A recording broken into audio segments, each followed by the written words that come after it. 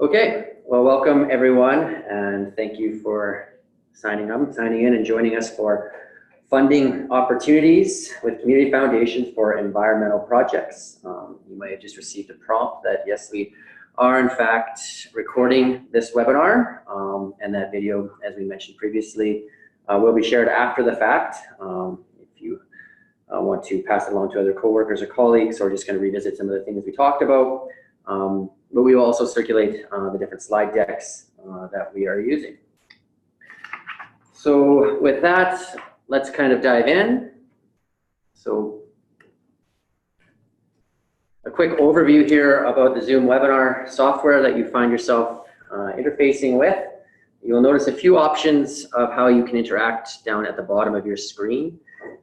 As we proceed through the entire webinar, feel free to use the Q&A function to officially submit a question to either myself, Djaka, or Craig with respect to grants and the topic of conversation today, which is funding opportunities for environmental projects in Alberta. We will address all of those at the tail end of the webinar. If you are experiencing technical difficulty or challenge with the Zoom platform, please just type into the chat box, and Simon here will try and help you along. So that's how we'll move forward in terms of interaction. But with that, let me introduce myself. My name is Rod Ruff. I am the program director here at Alberta Ecotrust Foundation, where I'm responsible for our entire suite of charitable programs. I am also frequently stopped on the street as that webinar guy. So if you see me at a conference or out and about or at an event, that's a completely normal social convention these days. So feel free to come and tap my shoulder. As for Djaka and Craig, I'll let you navigate how you want to interact with them in the future on your own terms. I'm not going to sign them up for that. Just a brief kind of overview about Alberta Ecotrust for those of you who are not familiar with us. We are a long-standing partnership between environmental nonprofits and the corporate community in Alberta. Our mission is healthy ecosystems for all Albertans, or that's our vision. And our mission is to partner across boundaries to mobilize and inspire those who champion and protect the environment. And we do our work of championing and protecting the environment in many ways. Many of you will be familiar with us as a grant maker. We've been making grants to environmental nonprofits in Alberta for almost 30 years. And in that time, we have collectively invested almost more than $13 million in the community. But in addition to grant making, we also support the people and organizations working to protect our environment in many other ways. We regularly convene Albertans across sectors to work on environmental issues, and we frequently offer trainings, workshops, and other initiatives like this that can increase the capacity of groups and people working in this space. In all of our work, we are deeply committed to trying to understand and advocate for the environmental sector in Alberta. It's really important for us to understand who the people are working in the space and also what their needs are, which brings us to this webinar, because this webinar isn't actually about Alberta Ecotrust. This webinar is about our valued friends and partners at the Calgary Foundation and Edmonton Community Foundation. Now, as a corporate and Anglo partnership, we really believe and embody the ideas of collaboration and cooperation. And this extends through all of our work, including how we work with other foundations. Specifically in our work with the Calgary Foundation, they have long been a supporter and partner of Alberta Ecotrust. And in recent years, they've actively invested in our ability to improve our programs and our capacity to deliver. They've continued to support our work in understanding and building the capacity of the environmental NGO sector in Alberta. So for those of you familiar with our work, the Calgary Foundation supported our Mapping What Matters project in 2014, which surveyed and mapped the relationships between more than 170 environmental nonprofits in Alberta. They've supported our annual environmental gathering, which is our annual conference space, for several years. And then another variety of other internal initiatives like our new brand identity, which you see before you. So we're very grateful for the myriad of ways they support us. Leaders from our organization work cooperatively on other initiatives like the Canadian Environmental Grant Makers Network. And I personally am pleased to serve as a volunteer on the Environmental Grants Committee at the Calgary Foundation. Up further north, Alberta Ecotrust and the Edmonton Community Foundation have also been partnering for the last several years on several strategic initiatives. For many years, the Edmonton Community Foundation has bolstered our environmental grant program, improving our ability to make grants to the capital region and northern Alberta. They've also supported the environmental gathering when it's been hosted in Edmonton. And additionally, for the last 5 years, we've been partnering with the Edmonton Community Foundation and the City of Edmonton to deliver the EcoCity Edmonton Grant Program, which invests in community projects that align with the city's energy transition strategy and has collectively funded almost $1 million in local projects like solar installations, education programs focused on renewables and energy literacy, and a variety of other projects focused on active transportation. I can also really rely on Craig to take me for a nice breakfast or lunch whenever I'm in town, which is, in my opinion, the real value of collaboration. So obviously our work as foundations frequently overlaps, or we find ourselves working together. And as we work together or have potato pancakes, I am frequently amazed and often surprised in what I learn about how both foundations approach environmental funding. Both foundations actually have significantly more resources than Alberta Ecotrust, but there's also a lot of nuances to how they approach environmental projects and organizations. And there are a lot of opportunities for organizations undertaking this work, which was the impetus for this webinar. We personally interact a lot with Alberta's environmental community, and we believe many of the groups and organizations like ourselves are unaware of the whole spectrums of offerings available to them from our urban community foundations. So here we are. We actually had 150 people sign up for the register, or 150 people registered for this webinar, which is a personal record for Ecotrust. So I think our thesis and interest has panned out thus far. I also want to recognize at this time, before I turn it over to Djaka and Craig, that there are many community foundations in Alberta, not just in Calgary and Edmonton, and they also offer funding for environmental projects. There are also funding opportunities available from corporations, either through foundations or community investment departments, and a variety of other opportunities through organizations like the Alberta Real Estate Foundation and many private family foundations. So in the follow-up to this webinar, where we're going to gauge how you felt it went, we'll also be gauging your interest in how much you want to learn from many of those other foundations and opportunities that I just highlighted. And if you feel it is worthwhile for us to explore or bring those similar groups into a format like this, we will. So with that, let's get down to business. This is our agenda today. We're going to quickly move into presentations from Djaka and Craig about the work that they do.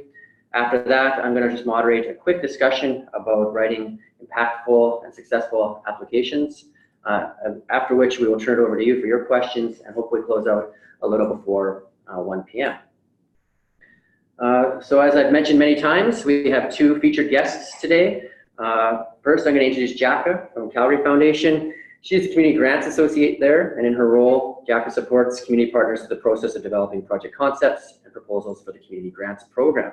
She also fosters partnerships with community stakeholders and other funders and assists organizations through capacity building advice. Before she worked with the Calgary Foundation, she worked for several years with the federal government, where she administered a variety of funding programs, including the Official Languages Program, Multiculturalism Program, and Settlement Programs.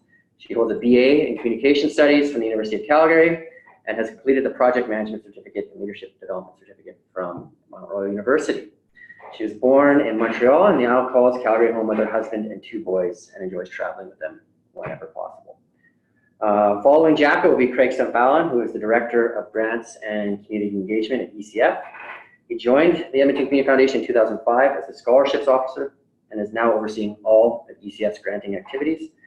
Craig started in Edmonton's nonprofit sector at the Citadel Theatre and has since worked in the arts, environment, and social services sectors. He has served on several committees and boards, including with the Pride Center of Alberta, Pride Center of Edmonton, EcoCity Edmonton Grants, Edmonton Arts Council, Edmonton Chamber of Voluntary Organizations, and the City of Edmonton. He is a Places Fellow in 2019, which is an opportunity for philanthropy professionals to build their knowledge and skills in creating more equitable communities. Craig is also a cook and a canner. He and his husband Mark keep a big garden, enjoy the performing and visual arts, and love to travel. Oh, I didn't know that you were such an avid cook, Craig, which means we can migrate our meetings from restaurants to your house moving forward. With that, Djaka, I'm going to turn this over to you, allow you to kind of share your presentation and take the lead on the webinar.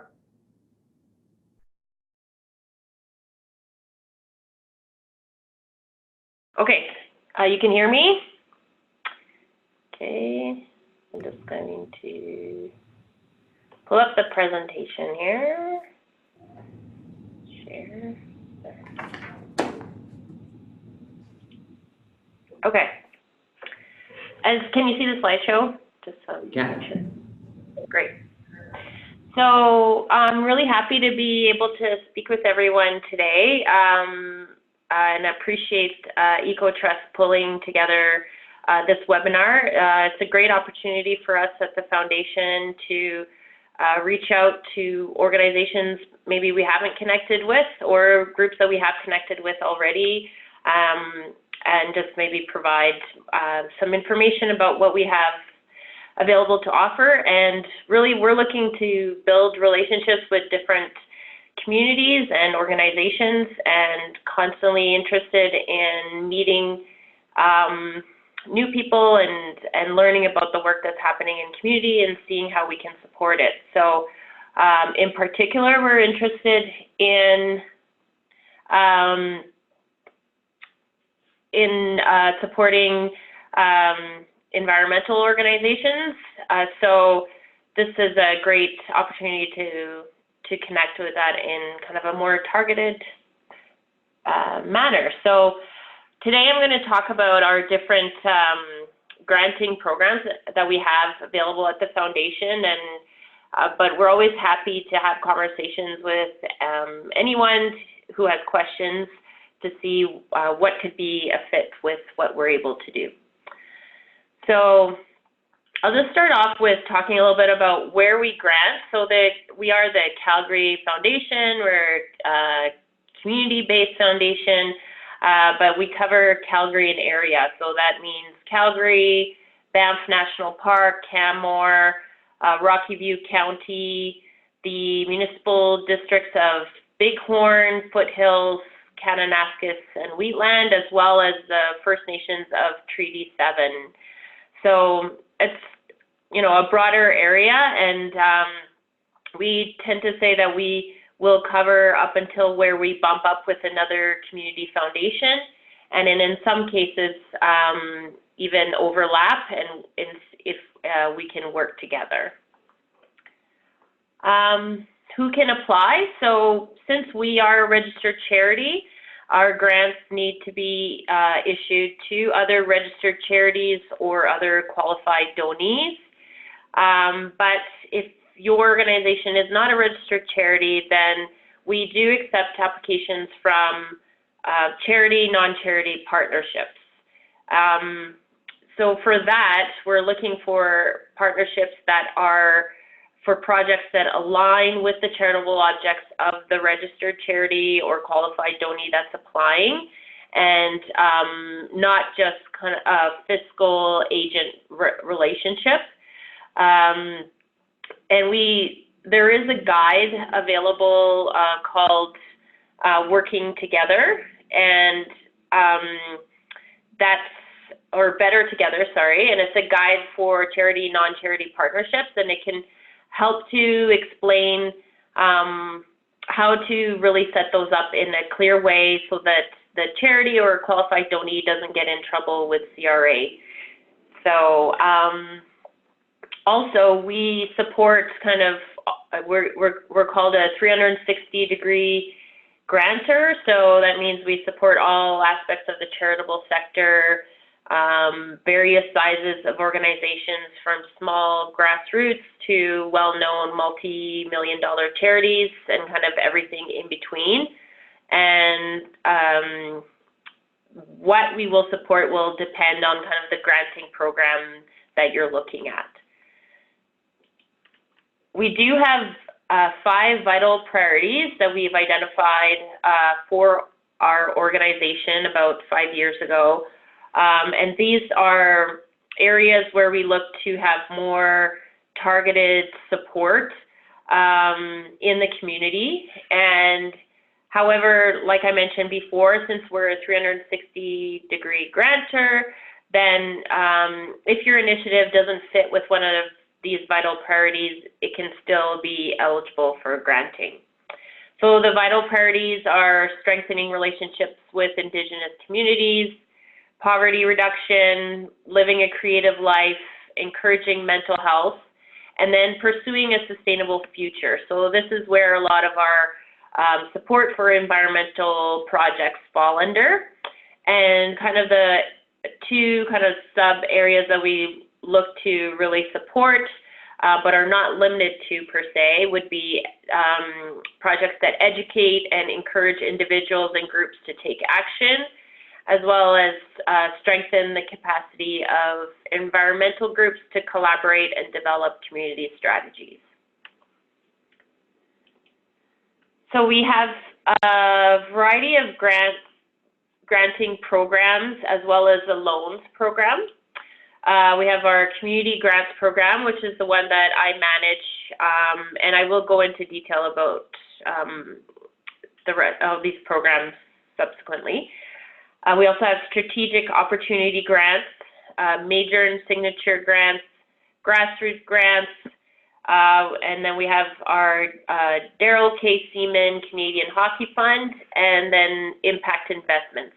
We also offer student awards, so that's kind of a separate program. So for community grants, there's two main objectives to the program. One is about strengthening charities, so that's about the internal work of a charity, helping to expand your reach, building the effectiveness of your organization or programs, and then we also support, investing in tools or technology and specialized equipment that will help with the work that you're doing. The other objective is around engaging citizens, and for that we're looking at piloting new programs, enhancing or strategic expansions of existing programs, and then as well as any initiatives that look at engaging volunteers in the work that you're doing in the community. So you can see that it's quite broad what ends up falling under those categories. For the community grants program, we have about $6 million per year that's allocated over 2 cycles, a spring and a fall cycle, so about $3 million per cycle to grant out. So the granting, or the how can you apply? So basically the first step would be reviewing the grant guidelines on our website, and then definitely speaking with someone on our grants team to have a conversation and see, is the work that you want to do a fit with our granting program, or would it be a better fit maybe with one of the other programs we have available? Our grants are managed through an online grant portal, and I've put the link here, but it's also available on our website. So all our grants are managed through there except for our grassroots grants. So the first step to applying to any of our grants would be creating an account on that portal, and then you would use that account for any of your grants moving forward. And then you can start your community grants application, and we offer either a written option, or you can also submit a video. And for that, we're looking for, we're not going to be judging the production value of your video. It's really, have you answered the questions that we need answered to kind of go through this first step. We also offer feedback on drafts before the deadline. So if, I encourage you to kind of take us up on that offering, and that can be done in a variety of ways. So just contacting us to learn more about that. The grant assessment process, so basically, like I mentioned, we have 2 deadlines. It's September 15th, which is coming up, and then February 15th. Those are the same every year for community grants. After the deadline, all the applications go through a shortlisting process internally, because we receive a lot more requests than what we're able to put forward. And then the shortlisted applications or applicants are invited to meet with one of our grant advisory committees. Those are made up of community volunteers, and for example, Rod is one of our volunteers on our environment committee. And after that meeting, then the committees are the ones that make the decisions, and our results are announced in December and June. So you can plan to kind of, anything that you're asking for us to support would have to start after those dates, and we can plan to receive the funds within, a few weeks after approval. I just wanted to talk quickly about reporting. So we do ask for reports after, or either interim or final reports, but our reporting, I think, is relatively simple compared maybe to other funding, especially having come from federal government. So, but really what we're looking at is what were the intended outcomes in your approved proposal, and then what actually happened. Were there any unexpected results, positive or negative? If you could do it again, what would you do differently? And what was your organization's most significant learning from this project? So we really look at these reports as an opportunity for us as an organization to learn and to use that information to inform our granting moving forward and the conversations that we have with other applicants. Now that we have an online application process, we're also receiving our reporting online. So through the same portal that you would be using to apply, you'd be submitting your reports. However, we are also accepting oral reporting now as part of our final reports. We've completed a few of those. Again, like the video, this is just another option. There's no, because often I get the question, is there a benefit or an advantage to doing one or the other in terms of being successful with getting a grant? And really, we're providing this as an option to you as an applicant, so you decide what is best for you. I'm just going to skip through that. So, so that's mainly our community grants program, and so I'll jump now to our other granting programs and go over those kind of quickly. Strategic opportunity grants, these are available to small to mid-sized organizations in Calgary and area, and other that are qualified donees. When we say small to mid-size, we're talking about an operating budget of around $8 million and under. So these can, support short-term, smaller scale initiatives that are either looking at organizational development, so maybe bringing in an outside expertise to help your organization, or that early stage program development. And the deadline for that is the 1st of every month. And then you get decisions within about 2 weeks, and the maximum is $10,000 for these grants. How am I doing for time, Rod? I don't know. Okay. Give me a... You're doing good. Okay. Keep going. This is great. Oh, sorry. For community grants, I should have mentioned this because I always get this question. We don't have a maximum grant amount. However, the average grant size for community grants is around $60,000 for a 15-month initiative. We do, if you look at kind of the list of our previous grants, we give much smaller and much bigger. But I guess to say like $100,000 is considered a really large grant for us. And so we'll give just a few of those or bigger ones per cycle. And we're not tied to any kind of specific time frame for grants. So we can offer, grants from like 6 months up to, we have done up to 3 years. But regardless of whether it's a single year or a multi-year grant, the total that you're asking for is what will be considered in the request, and because that comes out of the current cycle. So, yeah.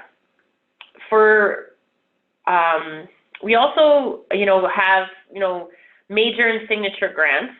These are for really large-scale charitable initiatives that are broad in scope and that will be looking at transforming the community.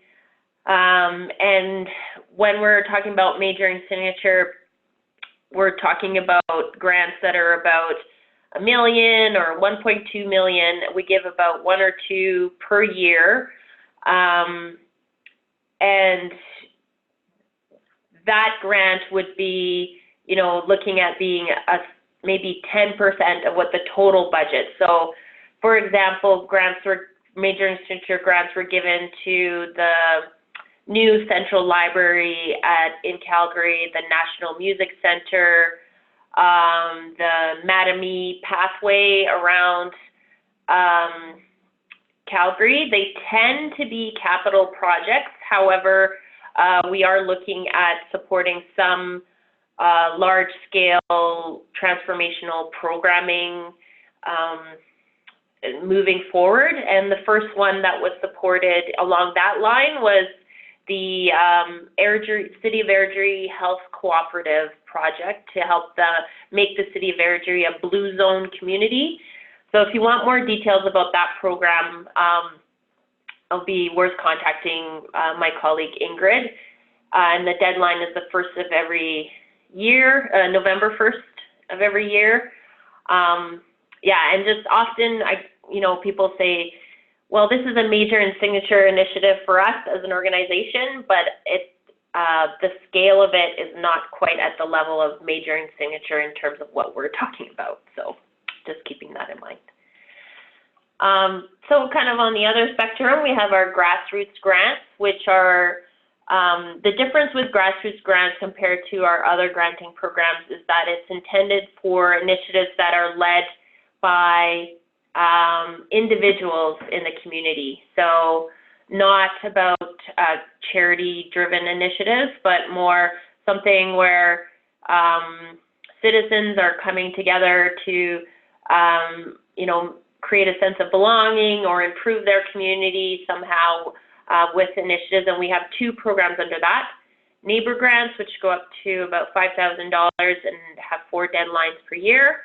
And then stepping stones, which actually can grant to individuals. And so those are up to $600.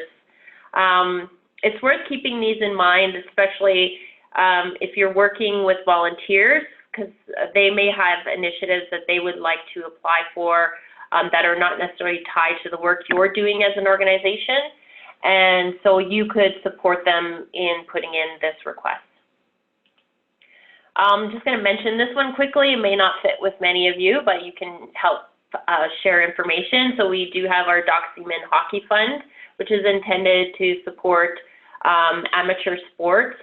This is a unique program in that it is available nationally, and I believe it's one of the only national granting programs from community foundations in Canada. So the deadline would be in November for that one, and it's open to any qualified donee. Then finally, we have our impact investments, and this is a way for us to use our endowment in a different way. So providing loans to charities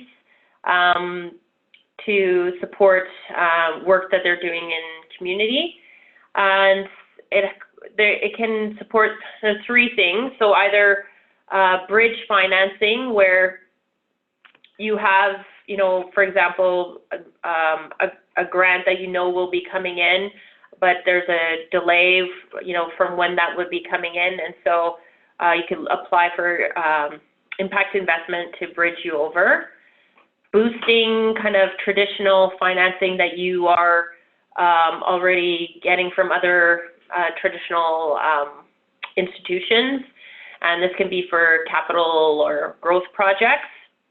And then finally, scaling up proven charitable enterprise and expanding it. And at the end of the day, you need to have a way to pay back the loan, which doesn't include applying for a grant from us.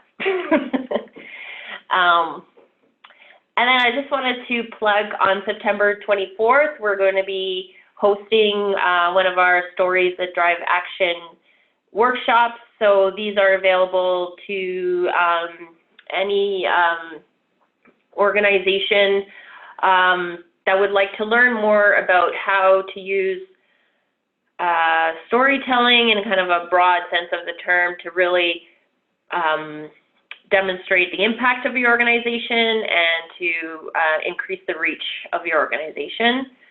So there's information about that on our website, and the link is here on. And I also added kind of all the contacts of our team. So we've got a broad range of individuals that can support you in a variety of ways. And I think in the next section, we'll talk more about what options are there for that. So that's it for me for now. Well, thanks so much, Djaka. That was great. And yet again, I learned a few more things about the Calgary Foundation that I did not know. I'll just encourage everyone who's on the line again to, if you have questions, submit them through the Q&A platform as they come to you, so we can address them later. I see we've received a couple already. But with that, I'm going to turn it over to you, Craig, to take it away on your end. Okay. Let me just share this screen. So Edmonton Community Foundation is a lot like Calgary Foundation in a lot of ways. So some of what I say will be familiar. Probably one of the big differences is that we are a bit smaller. Our community grants, for example, are about $3 million per year, whereas Djaka said hers were about $6 million per year. So that's just one example of how we're a little bit different. We, like Calgary, have a geographic mandate. We tend to talk about the Edmonton area being Edmonton and the 4 surrounding counties. There are exceptions to everything that we do. So for example, if you're working on a project which is more regional or provincial in nature, we will consider a proportional cost. So for example, if you're doing an environmental education program and 40% of the students that you'll be interacting with are in the Edmonton area, we would consider about 40% of the total request. Another example of where we might bleed beyond our geographic mandate are environmental issues that cross boundaries. So we were a big supporter of work around protecting the Bighorn wildland because the headwaters of the North Saskatchewan River are in the Bighorn. So that was a good example of where work outside the boundaries really impact people of Edmonton and area. And so we were quite involved with that. And like Calgary, we will support First Nations outside of our usual area. So if you are a First Nation within Treaty 6, we would consider support of a project, even though you're outside the greater Edmonton area. Who can we grant to? This repeats a little bit of what Djaka was saying. But I'm saying it in a little different way, which might help clarify some things, hopefully, for people. We can support registered charities, and sometimes people say, well, we're registered through the Alberta Societies Act. No, you must be registered with Canada Revenue Agency. If you can provide legally a charitable tax receipt for a donation, then you are a registered charity and we can consider a grant request. We can grant to municipalities, and I know that there are a number registered for this call. We would not support a municipality to do the work of a municipality. We might consider some sort of bigger collaboration of community organizations with the municipality acting as the financial manager for the project. So keep that in mind. And then the third bullet, municipal or public bodies performing a function of government in Canada. That's where many First Nations fall in, but not all First Nations in Alberta are vetted in the right way by Canada Revenue Agency to be on this list. For example, Enoch is, but I know that Alexander is not. So if you are a First Nation and you're wanting to apply for funding and you're not on that list, I would suggest you reach out to Canada Revenue Agency about how to get on that list. So even though the list is bigger, I'll use the term charity from now on when I'm talking about who can apply. Djaka touched on this too. If you are a nonprofit, you can be a partner on an application from a charity. This has to be a real relationship. This is not simply, sometimes people say, oh, I've talked to my church and they'll let us borrow their charitable number, and that is not within what CRA would approve. So I strongly recommend you avoid that kind of relationship because the charity could get in trouble. So it has to be consistent with the charitable purpose of the charity. The charity has to have what CRA calls direction and control. And that doesn't mean that they are managing every little detail of the relationship, but it does mean that they have oversight and are responsible for the activities of the nonprofit. CRA recommends, and we would likely request to see a written agreement.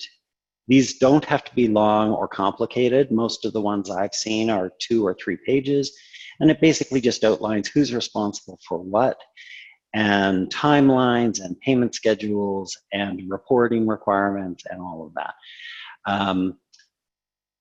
There is this ridiculous link from Canada Revenue Agency. We'll be sharing these slide decks, so don't try to copy this down, but it basically outlines that relationship between charities and intermediaries. So we would always want to see the application from the charity with the intermediary being a partner, and it's all written from the point of view of the charity. And so how will this partnership advance that charity's mandate?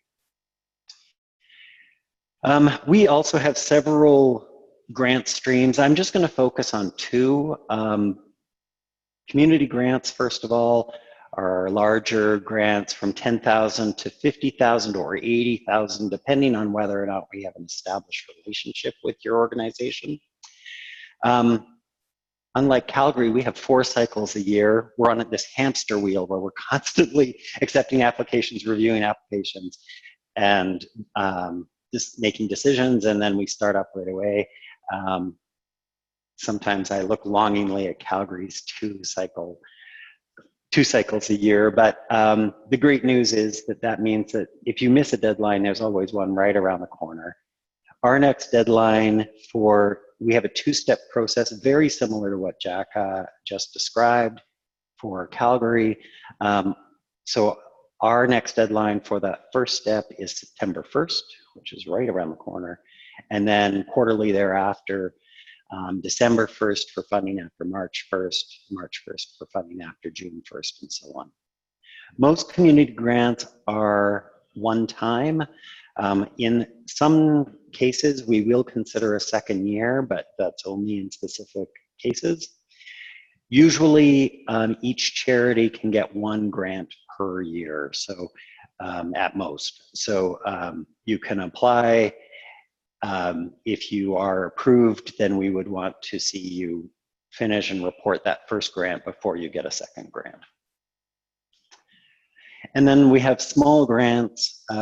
These are for more discrete, smaller needs, emerging needs, up to $10,000, but most in that $5,000 range. These have no deadline. It's an ongoing intake. They take 2 to 4 weeks to process. If you went online and saw the application, you would see that it does say that there's a deadline of December 31st. That's only for administrative purposes. It doesn't mean anything from your perspective. Like I say, we do have other funding streams. One that I might just quickly mention is our Young Edmonton Grants program. This is for youth-led activities. It's only up to $3,000. It can be any kind of initiative, as long as we are fostering youth leadership. That's what we're looking for. And that has 3 deadlines a year, February 15th, May 15th, and October 15th. You can apply both to community grants and small grants for different projects. We would not consider a second request for the same need. Both are quite broad. We will consider programming, operating, pilot programs, equipment purchases, renovations. We really put it to the charity to say, what is your priority? We're trying to meet the needs of the charitable sector and of the community. And so we try not to restrict what you can ask for. I won't go into too much of the details, although like I say, both programs, well, the community grants program is a 2-step program similar to what Djaka described in Calgary. Small grants program is 1 step, and like I say, it takes 2 steps, 2 weeks, 2 to 4 weeks to process. But basically, I would say that if you think you qualify for either of these streams and you think they'd be helpful, I would recommend that you look at our website or contact us. And so that's it for me, Rod. All right, thank you very much, Greg. Again, also very illuminating and learning a few things there that I didn't know that I'm scribbling down. I know we had planned to have just a brief kind of group discussion between the 3 of us about a few things that we want to highlight, but we're a little behind the agenda. So I'm just going to ask one question, and then I'll tackle the Q&A, the questions in the Q&A, and then I can always circle back to some of these other things I want to learn from you. But I guess, I think what most people are looking to understand is, what is the best way for an organization looking for environmental funding to position themselves for success? I think we all have competitive grant making processes, which just means that we receive more requests than we can disperse. And so, how does a group get, in a good position? How about start with you, Djaka? Sure. Well, I think the first thing would be, looking at our guidelines. And I know it sounds pretty straightforward, but they're all available on our website, and it's not always a first step for people. But then definitely speaking with someone from our team. I think we really want to speak with people before you go through the effort of applying, and to help you determine which of our granting programs would be the best fit, and what idea you're wanting to present might be a best fit with what we're able to support. And then in terms of programs, environmental programs that we would support, similar to what Craig was saying, we're quite broad. We want to respond to what charities are needing. So we're not here with predetermined outcomes that we're necessarily trying to achieve in the community. But what we look at when we're assessing would be, how clear is the project, and how, thought out and developed is the initiative. Have you demonstrated a community-driven need? Is there, or if it's something internal, have you demonstrated the need for your organization? And then the readiness to start the initiative. So that would just really probably depend on whether you would come in at this cycle as an X, if you're don't seem to be quite ready. And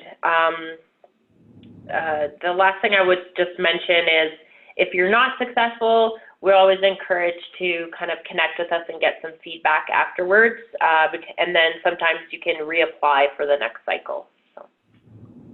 All right, thanks. How about you, Craig? I would agree with everything that Djaka just said. The one thing I might add is that sometimes applicants spend quite a lot of time trying to convince us that there is a need to be filled or to be addressed, instead of telling us how they will address that need, what their plan is, what their partners are, how that plan relates to their budget, that sort of thing. So We know climate change is an issue. You don't need to convince us of that.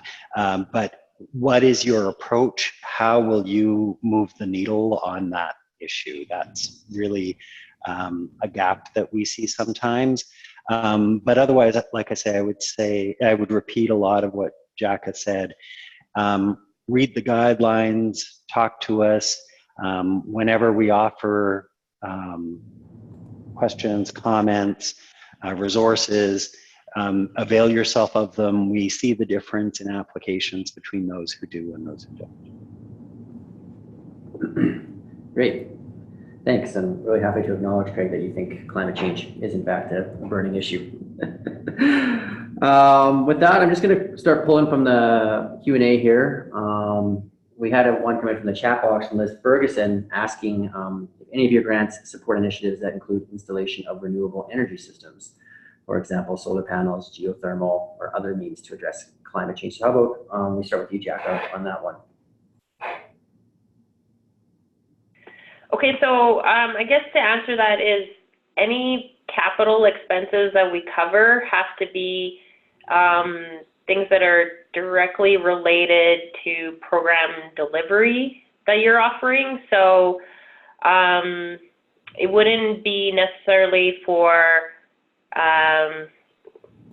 putting those, installing those systems on your building because you want to create a more energy efficient building.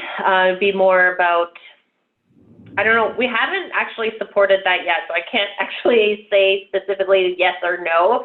And it ends up being kind of a, we'll see what project is put forward, if it can be a fit.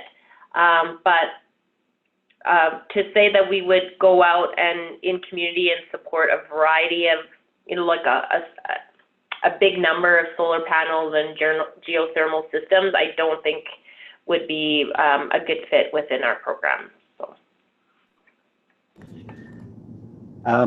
As for ECF, yes, we would absolutely consider that. We were really disappointed last year or the year before. We conditionally approved a grant for geothermal for a museum in Edmonton, in the Edmonton area.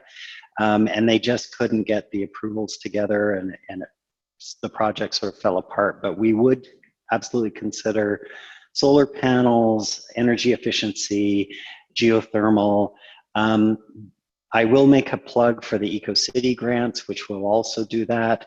Because we support EcoCity, we've always asked the question about double dipping, which may trip someone up, but certainly it's worth talking to both foundations about that before you submit 2 applications.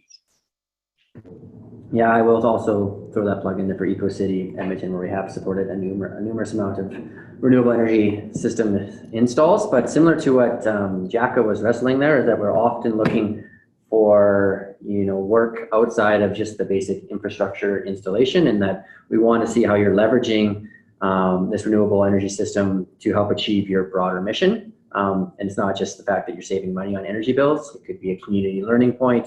It could be a workforce training or industry building component that's added on. And so I think in terms of renewable energy systems, it's always important to remember how that aligns with your charitable mandate. I think that makes it easier to engage with foundations like ECF and the Calgary Foundation. Our next question is for Djaka about what proportion of Calgary Foundation's grants go to environmental causes. I don't have that statistic, sorry, but and it really varies from year to year. So I guess I could give, yeah, I don't want to give a number without, because we don't have a specific pot of money that is allocated per area. So it depends on which projects we get in each cycle, how much and which ones are approved, how much is given out. So if, you know, that is information though I could look up in the last few years, how much we gave in this area, and send to you, Rob. Sure. How about you, Craig? Do you have an idea of how much or what proportion of your annual disbursements go into environmental Not off the top of my head, and like Calgary, we don't allocate it out to certain sectors, so it does vary from year to year. I know this year so far we've done, I think, 9 grants totaling about 350,000 for environmental initiatives.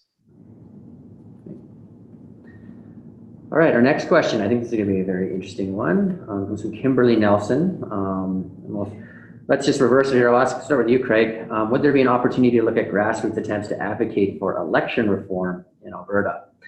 I believe Green parties may have had more seats and funding if we had ranked ballots, but I'm not sure if that is a fit. Interesting question. As long as it falls into an agency's charitable mandate, yes, we would consider that. So organizations can do unlimited political action now, and as long as they avoided the more partisan work, then that would be fine. Djaka?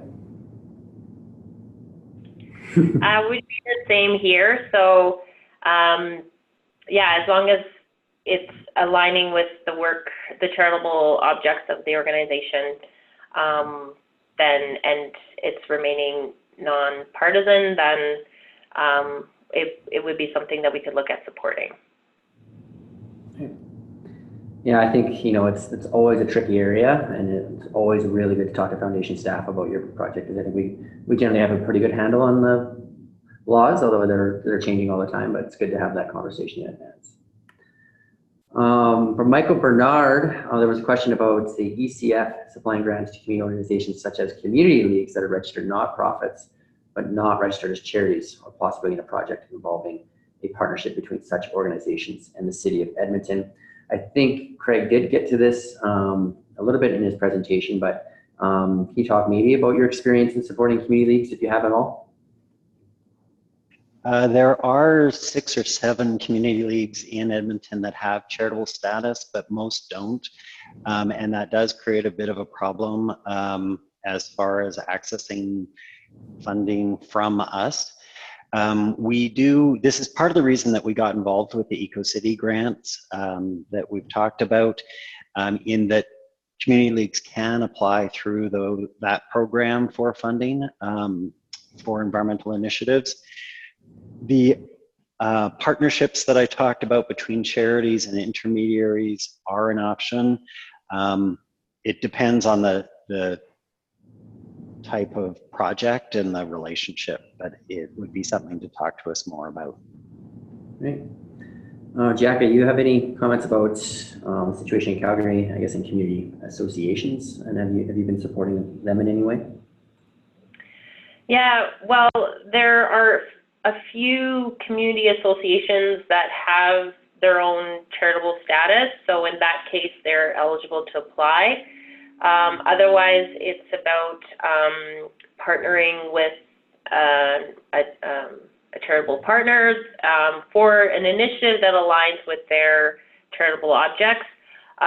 We have in the past, for example, supported projects through the Parks Foundation of Calgary with community associations, as well as the Friends of the Federation of Calgary Communities that has applied in partnership with community association.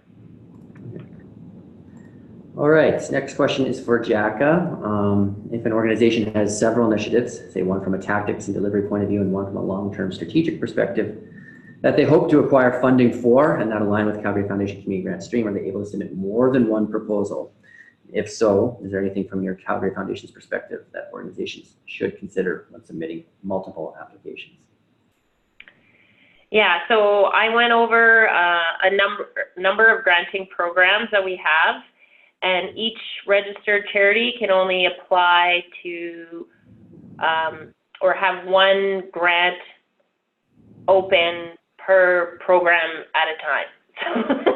So I don't know if that makes sense, but you can have one community grant, you can have one strategic opportunity, one major expenditure, etc. and they can't be for the same project. So it really is up to you as a charity to decide if you're, let's say you want to apply to community grants, which one you think is the best fit. Often we would be looking at which project is more ready to go. And then the other piece to keep in mind, I like to say to groups, is because we're a more flexible funder, you know, I would recommend thinking of us to fill in areas where it's harder to get funding from other places. So if you are looking at, you know, different projects and you're seeing, well, I think, you know, for this project I could probably go to these different funders over here, then I would bring the ones that are a little less palatable for other funders to us. And hopefully that can be something that we can work together on. In terms of saying something that's more tactics delivery versus long-term, either one could be a fit. So it'll be really, again, coming down to having that conversation together to see which one fits better at this time. Great, thanks. I know you hinted or talked about that, Craig, in your presentation. Was there anything you'd like to add about multiple projects from an individual organization? No, a lot of the same as what Djaka said. We also tend to, we say we encourage people to apply for us for projects that are not sexy because we will consider the more esoteric, harder to fund projects. And the same thing, one grant per grant stream. Can I just add one? Actually, we do have one exception, which is we will allow a charity to apply on behalf of a network or a collaborative, because often those are not incorporated themselves. So that is the only exception to having kind of two grants going at the same time. You can have one for your work as a charity, and then another one that you're applying on behalf of a network or collaborative. And for that, we mean like a network or collaborative of multiple organizations, not just a partnership between two organizations applying. Actually, maybe can I jump in there, Rod? And we have a similar exception in that a charity can apply for their own project, and a charity can also apply for a partnership with what we call an equity-seeking or marginalized community, because many of the organizations representing those communities don't have charitable status. So one organization might have their own project and then also apply for a partnership with the Somali community, for example. Great. That's actually really enlightening. Well, with that, I'm mindful of the time. It's 1 minute before noon. There are a few questions left in the Q&A that I'm going to make a note of that we can follow up individually. But thanks, Djaka and Craig, for taking the time. And I hope this is really valuable for everyone. But I'm going to stop us right here at noon. I'll remind you that lots of deadlines. Craig's deadlines are ongoing, it seems. I know that the Calgary Grants community deadline is coming up, as is our LOI for major projects. So again, familiarize yourself with our timelines, and hopefully we'll be hearing from you soon. Thank you. Thanks, Rod.